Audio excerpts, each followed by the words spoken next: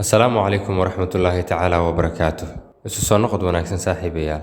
Sida ciwaanka muuqaalka aad ka soo aragteen, sheekadeena maanta ayaa waxa ay ku saabsan tahay gabar walaalkeed oo curyaan ah ku ceebaysay saaxiibadeed hortooda kadibna ka shalaysay.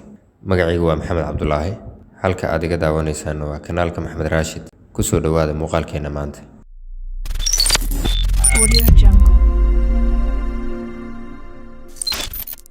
gabadhan oo lagu magacaabo Kelsey ayaa maalin iyada oo la sheekaysanaysa saaxiibadeed walaalkeed ka weyn oo lagu magacaabi jiray Grant oo NAAFA ah loo soo bedelay iskuulka ay dhiganaysay. Markii uu iskuulka yimid ayaa waxa uu arkay walaashiis iyo saaxiibadeed oo meel xoogaa u jirta ku sheekaysanaya. Waxa uu jeclaystay in uu la soo fariisto maadaama uusan iskuulka cid kale ka garanayn. Kelsey saaxiibadeed oo aan ogeyn in uu walaalkeed yahay ayaa ku dhaga hadlay Grant, waxa ayna hoos u dhahayeen erayo lid ku ah Grant kuna ceebeeyay biraha uu ku socdo. Grant oo u soo dhawaaday walaashiis ayaa ku yiri, "Haye Kelsey, ka waran haddaan idin la soo fariisto?" Iyadoo aad u dhibsanaysa in ay saaxiibadeed ogaadaan in uu wiilkan yahay walaalkeed ayaa ugu jawaabtay, "Waan baxaynaa innaga." Saaxiibadeed ayayna ku tiri, "Inakeena aan soo ciyaarnay." Grant ayaa ka daba baxay oo ku yiri walaashiis, "Xagee ayaad aadaysaan? Hore ma idin sii raacaa?" Walaashiis oo ku jeesjeesaysa ayaa ku tiri, "Maya, ima soo raaci kartid. Iga fogow aniga. Ma waxaad rabtaa inaad igu ceebayso asxaabtayda?" Grant oo aad uga niyad jabay hadallada walaashiis ayaa iska aamusay, si dhuumaaleysi ahna u soo raacay. Markii ay yimaadeen halkii ay ku ciyaari lahaayeen ayaa waxa ay isu qaybiyeen laba kooxood. Kelsey iyo mid ka mid ah saaxiibadeed ayaa noqday labada kabtan ama labada hogaamiye ee iska soo horjeeday. Wuxuuna kabtan walba doortay ciyaaryahanadii u ciyaari lahaa. Doorashadii u dambeysay waxaa lahayd Kelsey, waxaana isku soo haray in ay kala doorato walaalkeed Grant. Grant waxa uu ku kalsoonaa inay isaga dooran doonto, laakiin ma aysan dhicin oo waxaa laga doorbiday gabadhii yarayd. Niyad jab kale ayuu kala kulmay Grant go'aanka walaashiis ay ciyaarta uga reebtay. Isaga oo rajo ka sii leh ciyaarta ayuu ka codsaday walaashiis in ay fursad siiso si uu ula ciyaaro, laakiin iyada oo ku jeesjeesaysa ayay ugu jawaabtay, "Waad u jeedaa inuusan boos ku bannaanayn, meesha isaga tag." Grant ayaa iska soo baxay isaga oo aad uga xumaaday habka ay walaashiis ka yar ula dhaqantay. Waxa uuna iska soo aaday xagga aabahood oo ku sugayay meel u dhow iskuulka si uu xaafadda uga kaxeeyo. Grant iyo aabihiis ayaa Kelsey u soo iibiyay cake ama toorto hadba saa u taqaanaan, maadaama ay ku beegneed dhalashada Kelsey. Gabadhii iyo saaxiibadeed oo soo dhammaystay ciyaartooda ayaa isa soo raacay, waxaana meel kore ka arkay aabaheed oo la taagan walaalkeed Grant. Gabdhihii saaxiibadeed ahaa ayaa weydiiyey su'aalo badan. Muxuu aabbaha ula taagan yahay jiiskii iskuulkeena loo soo bedelay? Adiga miyuu kula dhashay? Iyo su'aalo kale badan. Kelsey ayaa uga jawaabtay, "Ma garanayo." Wayna macsalaamaysay. Iyada oo aad u careysan ayay soo aaday xaggooda. Walaalkeed ayayna ku tiri, "Maxaad halkan ka qabanaysaa? Maad igu sugtid gaariga dhexdiisa?" Cajiib, gabadhan maba rabto in la ogaado in Grant uu yahay walaalkeed. Grant oo iska dhigatiray hadalkeeda, rabana inuu ka farxiyo iyada, ayaa ku yiri walaashiis, "Fiiri, waxaan kuu soo iibinay waa cake ama toorto aan kugu talagalnay xafladaada dhalashada." Intii uu hadalka waday ayuu si lama filaan ah mid ka mid ah birihii uu ku socday uga baxday, wuxuuna ku kordhacay aabihiis oo gacanta ku hayay toortadii. Dhulka ayayna ku dhacday. Kelsey ayaa ku qaylisay, "Alla, toortadeydii!" Grant oo isaga laftiisa ka naxay sida lama filaanka ah oo ay wax u dhaceen ayaa ka raaligeliyay walaashiis, una sheegay in aysan ku talagalka ahayn, balse uu iscelin waayay maadaama uusan lixaadkiisa u dhammaystirnayn.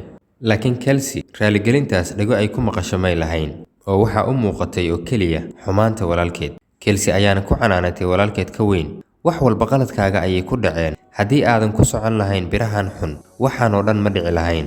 Kelsey aabaheed oo isku dayaya inuu dejiyo gabadhiisa ayaa ku yiri, "Gabadhaydii waa iska caadi, waxay ahayd shil, ku talagalna kama ahayn, ee isdeji." Halkaasi marka ay sheekada marayso waxa ay bannaanka keentay nacaybka ay u qabto walaalkeed iyo sida ay uga xun tahay in Grant loo soo wareejiyo iskuulkeeda, ardaydana ay ogaadaan inuu walaalkeed yahay. Iyada oo si kulul u tiri, "Horta maxaa iskuulkayga loogu soo bedelay? Ma rabo inuu qof ogaado inuu yahay walaalkay. Way fiicnaan lahayd haddii uu ila dhalan lahaa walaal caadi ah." Yacni waxay kala jeedaa walaal aan naafo ahayn. Hadalkaasi waxaa aad uga xanaaqay Kelsey aabaheed. Grant oo isna aad u niyad jabay ayaa gaariga gudaha u galay isaga oo aad u niyad jabsan.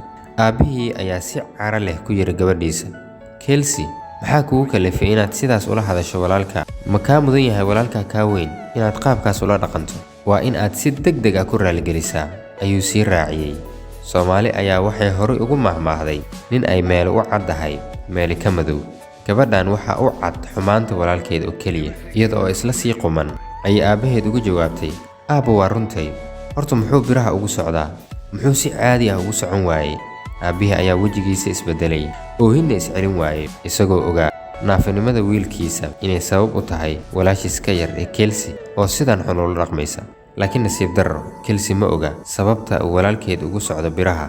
Kelsey oo la yaabtay aabbaheed oo ooynaya dareentayna inaysan xaaladda fiicnayn ayaa ku tiri aabbaheed, aabbo maxaa qaldan? Gabadheedii, walaalkaa wuxuu naga codsaday in aanan kuu sheegin arrintan, laakiin waxaa la taagan yahay xilligii aad runta ogaan lahayd. Aabbihii ayaa ku bilaabay sheekada sidan, adiga iyo walaalkaa yaraantiinnii si wada jir ah ayaad bannaanka uga ciyaari jirteen, aad ayaadna isku jeclaydeen. Maalin maalmaha ka mid ah adinka oo kubad ku ciyaaraya ayaa waxaa dhacay shil nolosheenna oo dhan saameeyey, farxaddeennana u beddelay murug. Kubaddii aad ku ciyaarayseen ayaa dhanka waddada idinka aaday, adiga ayaa aaday dhinaca kubadda si aad u soo qabato, adiga oo aan arkayn gaari waddada ku soo jiray. Gaarigii oo ku dhowaaday inuu kugu dhaco ayaa walaalkaa ku badbaadiyey, isaga ayaana isku dhigay gaariga, naftiisa ayuu u huray si uu adiga kuu badbaadiyo. Markii aan isbitaalka geynay, dhakhtarkii ayaa noo sheegay akhbaar aad u xun, taasoo ahayd in walaalkaa uusan dib dambe si caadi ah lugihiisa uga socon doonin inta ka dhiman noloshiisa. Wixii maalinkaa ka dambeeyey, walaalkaa waxa uu ku socdaa birahaas, balse taasi waxba kama aysan beddelin jacaylka uu kuu qabo.